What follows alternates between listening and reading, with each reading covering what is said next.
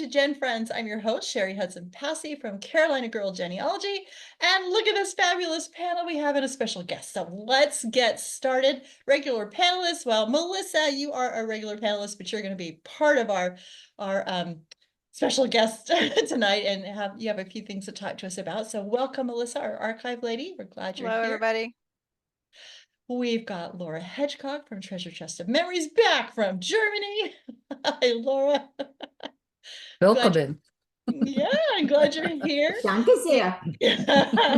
We've got Jenny Hawran from Like Herding Cats Genealogy. Hey, Jenny. Hey, happy to be here. I'm so glad you're here. And Mary Kircher Roddy is here, and she is, you got a lot of things going on. She's fresh from grip tonight.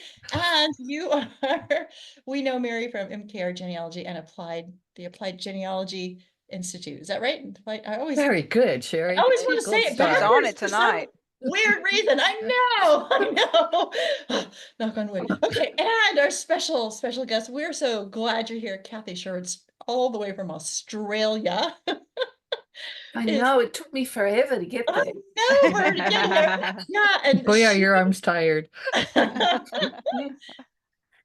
She has come to talk to us about, and I'll say this one wrong, the Family History Academy, which she has put together and runs, and it's fabulous. And that's why Melissa is our special guest too, because Melissa's got a course that's coming up. So Cathie, tell us about the Family History Academy. How did you get this idea? And tell us a little bit about it. Well, it actually started in 2020 at SLIG, which is where I met you in person, Cheri. Yes. I was there for a couple of months doing a couple of SLIG courses, and then I stayed on for Roots Tech. Yes. And in that time, I got to become acquainted, I guess is the word, with Tom Jones and Karen Jones. And one of the things that we talked about was Tom and Karen coming out to Australia later that year to do some teaching for around the country, so that they could. Tom had only been once, Karen's never been, so to see the country again. And of course, we all know what happened in March. COVID hit and the world shut down. So in 2021, Tom and I revisited things. And again, during a SLIG Institute, somebody said something about let's talk about having some word stuff that Tom does. And I thought, I can do that. So that's how it started. I approached Tom and said, would you like to do it? And he said yes. And that proved to be a fabulously popular course. It was only for an hour and a half. It was one of his short ones. And then I went on and did another one with Tom and Harold Henderson, which was great. Jill Morelli, Kimberly Powell all that year. So that's how Family History Academy actually started in 2020, but it really got off the ground in 2021. So, and it's still going. And you've expanded. Yes, you've expanded. You've got so many courses. It's wonderful. And it's all just a case, it's all online. It's all online. So it is all online. And I did that deliberately, simply because of where I live too. But I also wanted something that was sort of a mix between, that it wasn't a webinar, because I think Legacy Family Tree Webinars does that beautifully, nor is it an institute. It's not that length, that week of intensive. I saw that there was a gap in the center there. So for something longer than a webinar, perhaps not quite as long as an institute, that could fit the mold for people to also have it as more interactive. And that's what I'm hoping that Family History Academy manages to provide to all of its attendees. It gets great feedback. So I'm looking forward to another year next year. Sounds great. It sounds great. And Melissa, tell us about your course. And then, of course, everybody on this panel, if you've got questions for either one of them, but Melissa, tell us about your course. Yes, I am actually, Cathie approached me about doing a course, and it's called Professional Genealogy, Diversifying for Income Growth. Many of you probably, y'all know my story. I've been a professional genealogist for 20 years, or a genealogist for 34 years. But I'm not, I guess, a typical professional genealogist. I was a professional genealogist from 2004 until 2015. 2011, I became an archivist. And from 2011 to 2015, I was very, very surprised when you go from being a genealogist working in an archives, from being an archivist working with genealogists. You find that there are some things lacking, at least I did. And so I found genealogists just didn't know the wonderful records that are in archives. I almost felt like there was a veil pulled over archives that, and I really wanted to just tear that down and show genealogists, look, this is a fun place. This is the place to be, to work with and everything. So that's in 2015. I actually reached out to Thomas McKenty to mentor me about everything else besides client work, because I had already been doing client work since 2004. And while I love client work, I just felt like I wanted to get my message out there. So he mentored me on speaking and teaching and writing, and all facets of what I consider a professional genealogist. And so that's kind of what I'm bringing to the table here is showing those that have been a professional genealogist for years, or those that are just getting started, or those that are thinking about becoming a professional genealogist, that it doesn't have to just be taking clients. And if that's your passion and that's what you want to know, all you want to do, that's great. But there is so much more out there. And I know that there are people on this panel that do different things within the professional genealogy scope. And so that's kind of what this is about. We're going to talk about finding your niche. What is it that is you're passionate about? What is your talent? What do you bring to the table? What do you offer in this profession? And then take that and use it to your advantage to generate income growth. There are many professional genealogists out there that have a hard time making that step to a full-time professional genealogist because they can't keep that clientele, not because of their research, they just can't keep that clientele sustainable to make a full-time income. And so I just think that there is so many options out there for professional genealogists, especially these days. Mary was talking about AI. There's DNA, there's AI, there's the work that you do, Cheri, with your soldier research, and then Laura with her story work. And so I just feel like that there's so much more out there, and that's kind of what this course is going to be about. And it's going to be very interactive, like Cathie said. It's not going to be me talking to people. We're going to work together to figure out what is your niche, what is your specialty, what are you passionate about, and then take that and find those avenues within the professional genealogy and make it diversified. I was told one of the craziest things that I did was I spoke to the Tennessee State Master Gardeners Convention as a professional genealogist. And I get the look like, what in the world what is that all about? Well, I was asked to actually speak to this convention because they have a house in East Tennessee that they felt like, it was donated to them many, many years ago. There's huge gardens there, and they have records within this house. They have their own little archive. And they were thinking about just chucking the whole thing. And so I did a presentation on gardening archives. Shouldn't do that. I came in and I showed them, what could they do? Gardening archives. I even threw in, believe it or not, the some, I guess you call it DNA, but of flowers. I took all, so professional genealogy, you can really do some wonderful things that you wouldn't even think that you could do. But I just think this course would help people to find what they're passionate about and find those avenues. That's cool. Anybody else got a question? Well, first of all, did I miss the website name for the Academy? What is the URL? We'll put it in the link too. Yeah, go ahead. We'll put it in the link. Yeah, it's just familyhistory.academy is the easiest way. There is a long version, but if you type in familyhistory.academy, you'll get to it. And it'll be on the link to the blog post and on the YouTube. So we'll have the links. Yeah, because I'm really interested in the types of classes you have and if they're who is your target audience, Cathie? That was definitely my question too. Very curious. Oh, that's really hard to, deciding on demographics is really difficult. So when I started Family History Academy, because it was at the start of, when COVID was really, it had to be virtual, it had to be online. But it was really interesting to me that when I started putting some of the courses up, the people who attended then were genealogists, quite often professional, but not always. But they were people who were more advanced. They weren't beginners. They weren't necessarily hobbyists. and they were interested in listening to people like Tom Jones, Judy Russell, and others. So most of the people who attend are American, which I think is really interesting. Though if I put DNA up, so for example, Michelle Leonard from Scotland is doing one on chromosome mapping for me, which is totally booked out. But I've got people in that class from around the world. So from Sweden, Denmark, Ireland, Scotland, Australia, New Zealand, America, Canada. They're in that class. And quite often a lot of the classes get to be like that. So it's international, predominantly American, but international. People who are have moved on from beginners.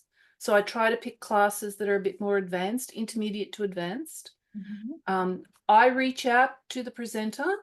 So it's usually not somebody coming to me to ask. I usually say, I know that this is of interest to people.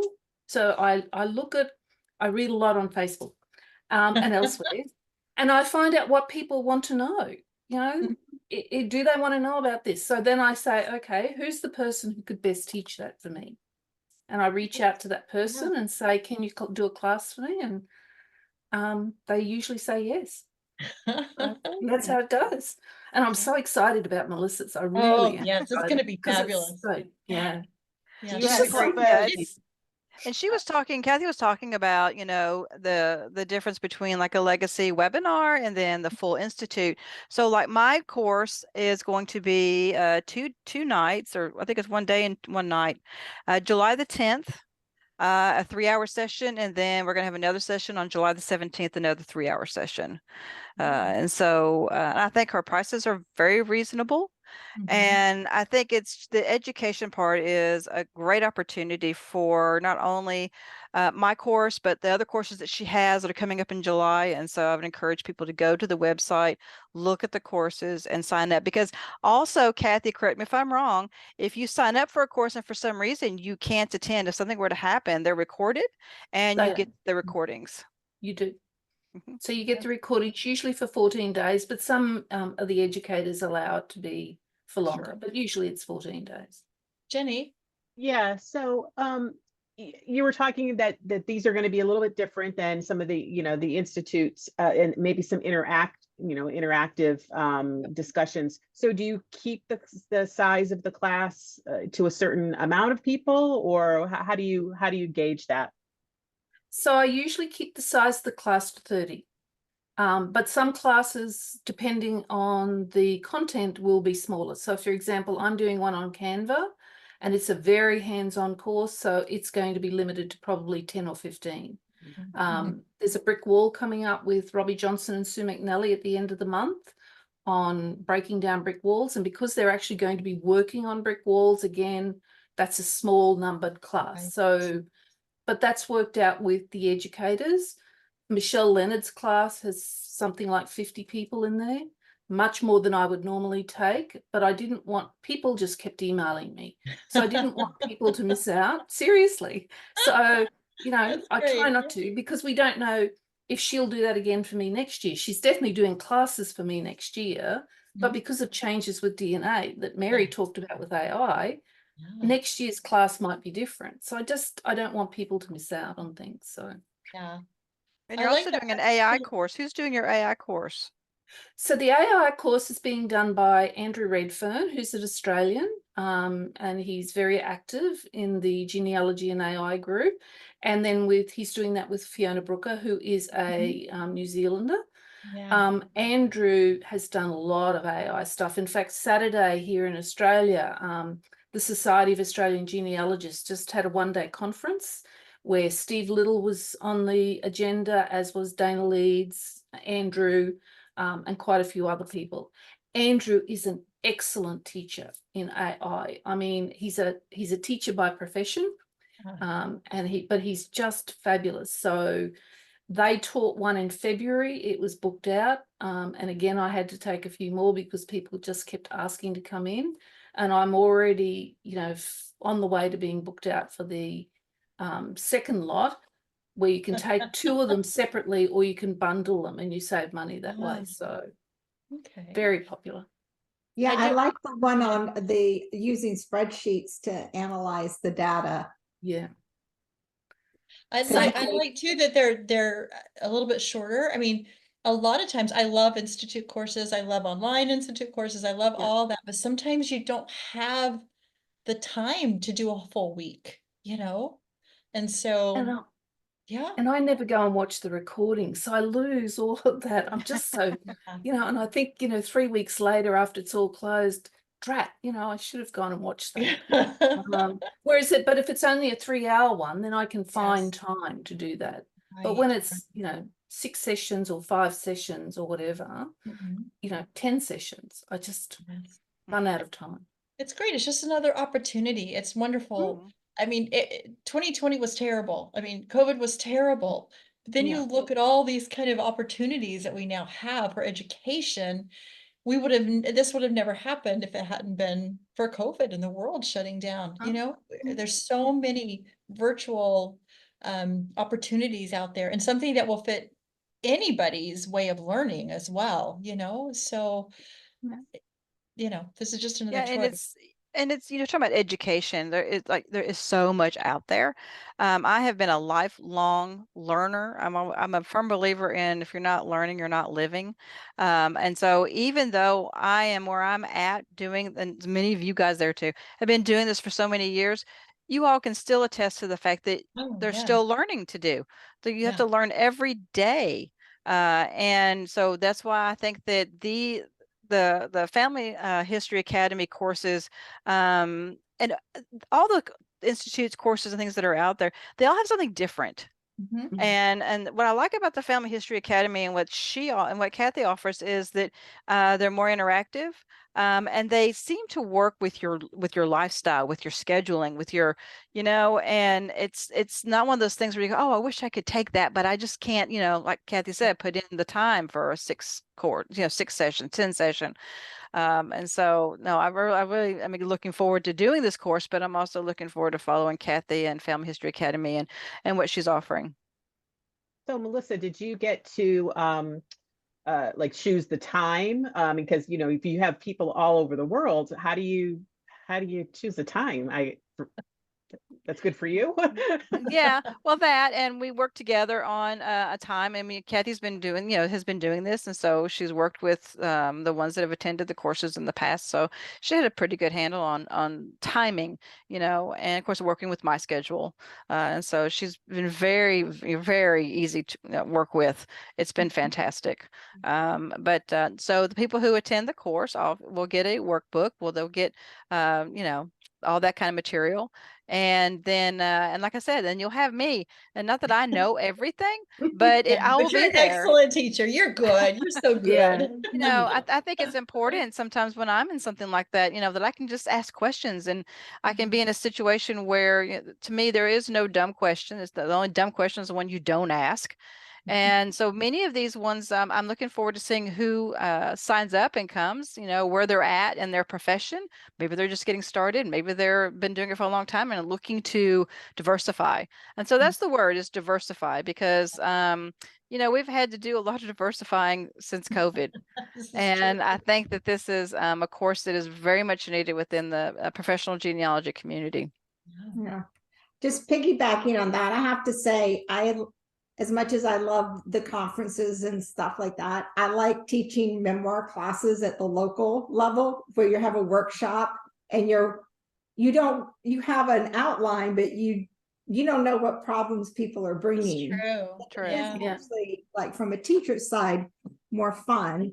But then I also see why it's not necessarily competitive against, like, Mary works with the Applied Genealogy Institute, and I did one of those long classes. Well, it was like 4, I think, but it was something I really wanted to dive into. So, I mean, there are some things that are worth the institutes because you really need to gather this expertise. And there are some things that, oh, this is a little skill that I might have fun, picking something up, and just your priorities are different, even if the time, Yes, exactly. Exactly. One of the things that Cathie and I are part of a group, you all probably know it, called the Genealogy Business Alliance. Yes. And we meet virtually once a month. And so, and that's how this came to be. Cathie actually contacted me through that. But, you know, and there, it's just professional genealogists. We come together, we talk about the profession, we talk about our ups and downs, pros and cons, and all of that. And over the last 20 years I've been doing this, I hear a lot of professional genealogists talking about, you know, I'm taking clients, but that just isn't enough, or I'm not getting enough that I can make it a full-time thing. And so there really is so much more out there that need our services. And then it's places where you just don't think, you know, it's not the typical genealogy, you know, like I said, the Tennessee Master Gardeners Club, who knew? Who Um, knew? How much are you going to make off a master garden? they actually paid very well. I'll just say that. Well, a lot of times these groups like that pay more than your regular Absolutely. speaking gig at a genealogy conference. Yeah. So You know, I'm gonna talk about, you know, different types of clients. You know, we have our typical genealogists, but we also have organizations, civic, social groups. We have attorneys, title companies. That's right. We That's right. have let's see who else. We have people that I've worked with. We have authors. I have worked with so many authors Yes. with We their got Laura, books, who's an their author. publications, you know, and just make sure you get credit in the book. I'll tell you, I worked with one author that the book came out and I was so excited because I'd helped a lot and he was going to give me, I was in the acknowledgments and everything. And he spelled my name wrong. Oh, Oops. So yeah. But Yeah, I helped an author and never heard anything back. So Oh. yeah. yeah. Oh. But so there's just so many avenues out there that I don't think those that are either new or intermediate in the profession realize is out there. And I think I'm excited to see what some of these students' passions and their niche is, because we're going to do kind of a questionnaire and we're going to talk about each individual person and help them to find what it is that they can branch out. They can use their talents to branch out within their profession. So I'm excited to see what kind of different things they're going to bring to the table. Great. I think that sounds fun, Melissa. I do It's going to too. be You and fun. the students. Yeah. Yeah. gonna it be will be fun. fun. It will be. What else, Kathy? What else do you have coming up? Besides Melissa's Um, July. So I'm doing a course on Canva, but it's not, you know, I'm not going to teach you how to use Canva. You know, as you said, there's YouTube videos everywhere out there. Go and watch those. But it'll be a course on thinking about 3 types of resources. So a workbook, how do you create something that looks pretty special, that's a cross between, that's a workbook, a syllabus, a handout, all of that terminology, but it's something that looks attractive to people, gives them a chance to fill it in. So doing that, using Canva for presentations, trying to move beyond PowerPoint and looking at other avenues. So they're the kinds of things that I'll be covering in a 3-hour session. And then the brick wall with Sue and Robbie, which I'm really looking forward to. And that's got a fun name. That's got a fun name to it. I saw that. Yeah, I think it's terrific. Yeah. And Fiona Brooker doing her spreadsheet tools, her advanced one. She did an intermediate one earlier this year, which was really popular. It was booked out.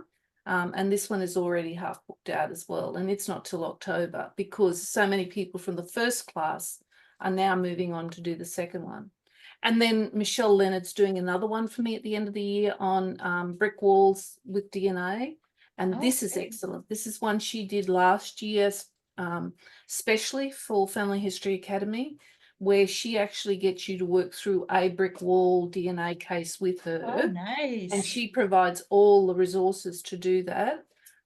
So it's a fabulous session, I have to say. It's 3 sessions, 6 hours. And Michelle does the most fabulous handouts. If you've ever taken any of her courses, she's just wonderful. So, you know, the rest of the year is busy. I'm looking forward to it. And if you want to know more about what I think is the future of education, you can come to the keynote for the APG. I'm the keynote speaker for the PMC this year. Oh, So, wonderful. and it's on the future of Wonderful. education. Congratulations. You'll be Thank fabulous with that. Fabulous. Good choice. That's a good choice. You're a good choice for that. Thank you. You're I'm so a bit welcome. excited too. Yeah. Well, does anybody else have any other questions about Melissa's course or the Family History Academy? I'm really excited to hear more about Melissa's course, actually, and I'm going to look that up. Because I mean, you make a good point. One of the things that I do, and since the pandemic, is I help genealogy societies with their social media, and not being their social media manager, so to speak, but to show them why they need to be on social media. And it's just such a niche. It's such a weird thing, but I keep getting word of mouth, and so I consult with them, and it's just, you just never know, like you said, how you can find your niche in genealogy. Yeah, absolutely. And Sometimes consultation and mentorship is huge in our profession. Yes. And not everyone can do that. I just don't think everyone can do that. And so if you find that that is something that you're passionate about or that you're good at, I think that you should bring that to the table. And Mary, what were you going to say?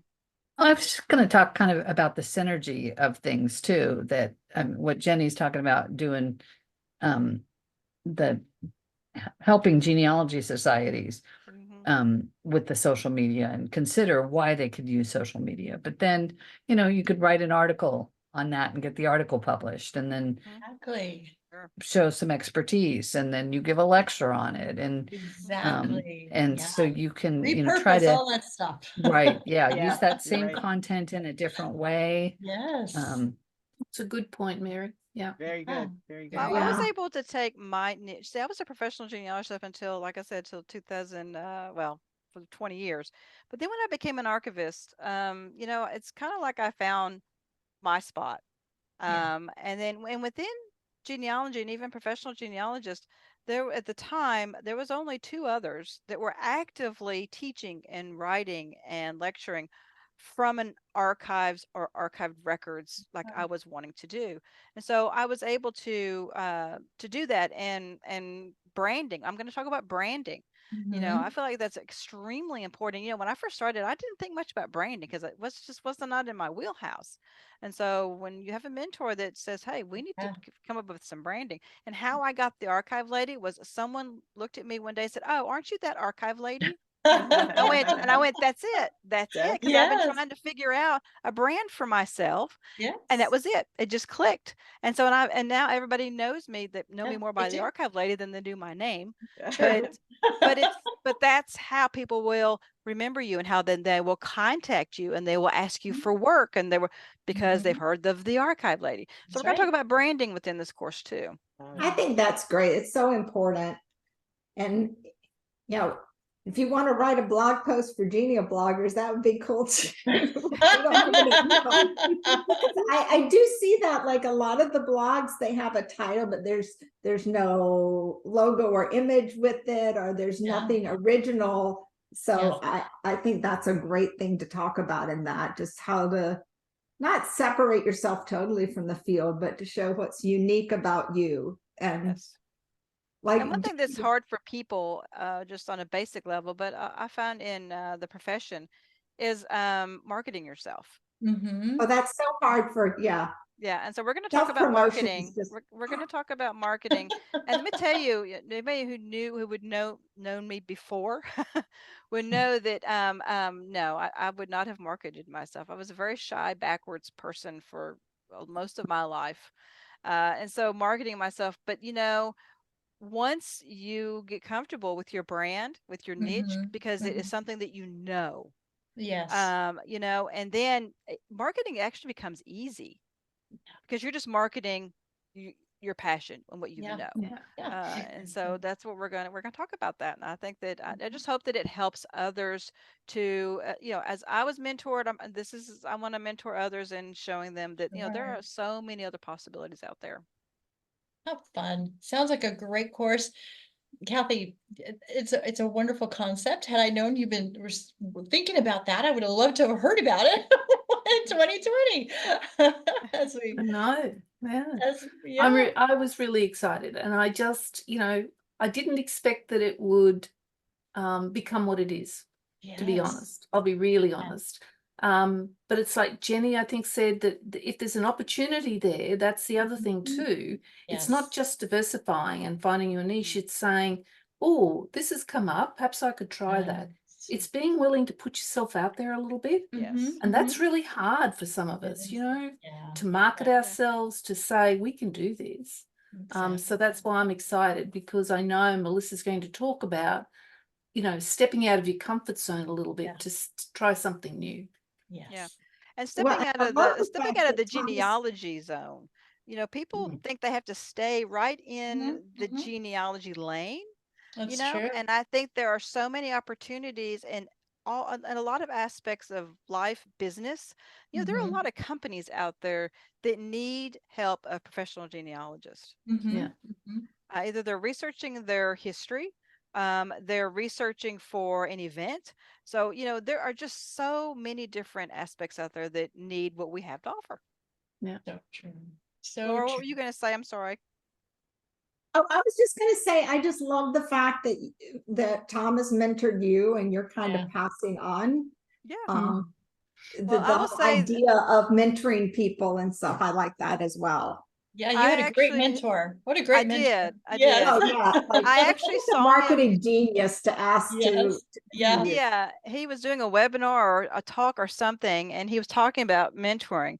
Now he Yeah. gets paid to mentor, Yes. but he made the comment. He says, "Now I will take pro bono 1 or 2 a year like that." And I said, "Oh, okay." So I emailed him, and he Oh, you jumped mentored on. me and has never charged me a dime. Oh. And so, what did he tell me though? What did he tell me? Knowing Thomas McKenty, what did he tell me? He said, Don't tell pass it anybody I on. did this. No, before. he said, No, pass he it said pass on. it on. Pass it Exactly. on. And so, Exactly. yeah, and so I've been doing that. I've mentored others that have come to me and said, "Hey, how do I do this?" Or "How did you become a genealogist? How did you do this?" And so Yeah. that's what this course is. You know, granted, you know, we're going to get paid to do this, but Yeah. I am also putting out there what I have learned since Exactly. 2015, and you know, and I think it's valuable to Yeah. pass on to others. I think so too. I think so Yeah. too. This has been so much fun. This has been so much. And Cathie, I want you to know you're our first guest from Australia. Yay! I just thought I would tell you that we've had other people from other countries, but you are the first from Australia. So and we There did you have go. the same Celebrate by like recording time. standing on our heads or something. Yeah. Yeah. So I thank you. really Thank you. appreciate being asked to come on. It was just fabulous. Thank you. Thank you. Thank you for coming on. And Melissa, thank you for sharing about your course. Yeah. I think it's going to be a wonderful course. And everybody go check into Melissa's course and just check into all the courses that they have on the Family History Academy website. There's a lot of really good ones on there. I was on there earlier today looking to see what they had and what was coming up. And so check that out and sign up and have fun learning. So we will. Registration is open, so yeah, go over registration there. is open. If you want to do it, register so you can get your seat. Absolutely. Absolutely. Well, thank you everybody for joining us tonight. And yeah, thank you for watching and we will see you next time on GenFriends. Bye everybody. Bye. Bye. Bye.